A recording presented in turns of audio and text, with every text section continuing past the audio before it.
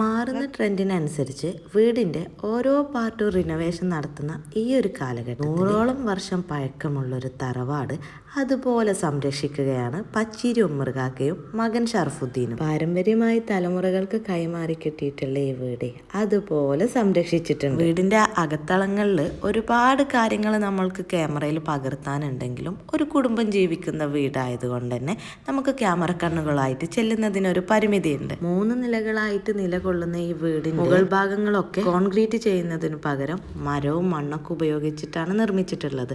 ഇത് കണ്ടോ, ഒരു ഓപ്പൺ ബാത്റൂമാണ് കേട്ടോ.